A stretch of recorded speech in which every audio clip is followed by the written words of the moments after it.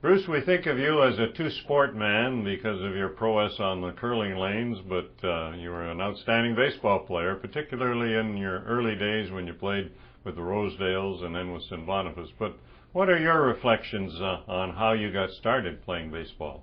Well, we lived right on Garfield, just right across the street from the old Sherburne Park where the Winnipeg Maroons played. So as a young kid, some of the Maroons actually lived on Garfield Street. If they broke a bat, they'd give it to us, and we'd use it in a sandlot game over at Lower Seacourt School.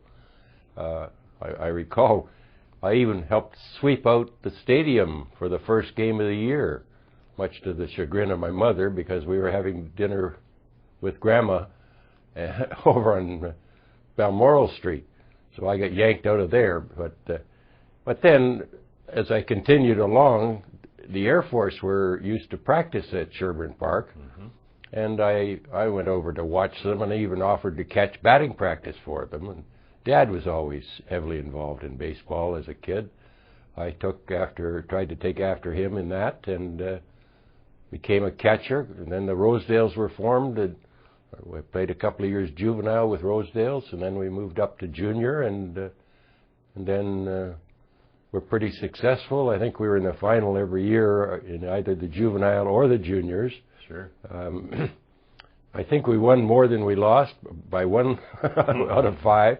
And then we moved up as a team right for St. Boniface, and then there was a lot of fun there. There's a guy by the name of Gus Merlevede who's in the hall, who was an outstanding catcher. So I saw some splinters on the bench there, and then young Don Collins came along, and he was an excellent hitter. I thought I was a better receiver, but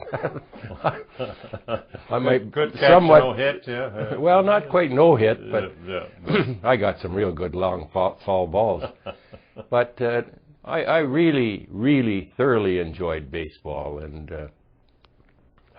but when my wife and I, Verla, got married, I decided that I can't do both, and so I tried to play more golf, and sure. Running never was really one of my strong suits for sure.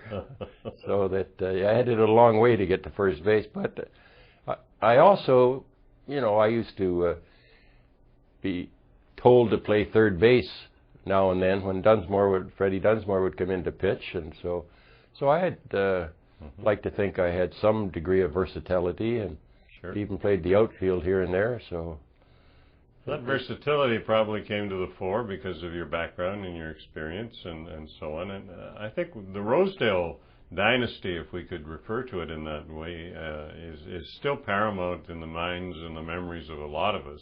Those days were truly great for you, and that team truly exceptional, Bruce. Well, again, I would be other than honest if I didn't say, yeah, I'm somewhat biased in the fact that I thought we were a pretty high-class team, and I think as a group of guys, we conducted ourselves pretty well.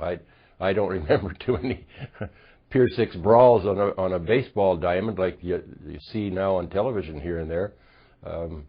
We beat them with what I believe was a better talent for the most part. Sure, Ellen would beat us now and then, but they were lucky.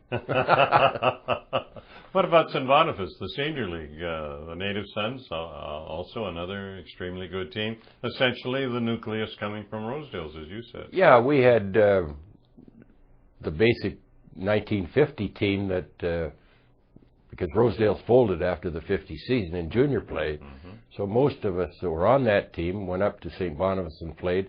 But there again, we had some of the older Rosedales in Bill Dunsmore and Bruce Pell and Jim Shanks and guys like that who had played earlier days for the Rosedales, and other chaps like Russ Smith, who's in the hall.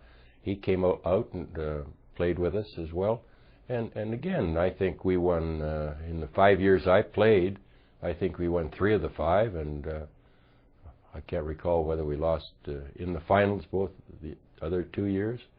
So yeah, it was a great time with all sorts of guys that Bruce, have you followed baseball over the years in Manitoba since? Have you kept in touch in any way? I must be totally honest. No, I haven't. Haven't followed the junior leagues, other than the odd time I'll look at the on the sports pages. Again, I missed the Winnipeg Tribune. I guess I wasn't their top flight carrier. Maybe that's what caused their demise. But yeah, I just saw the other day. I thought, how the heck could that happen? Element Giants won 2 games. Yeah.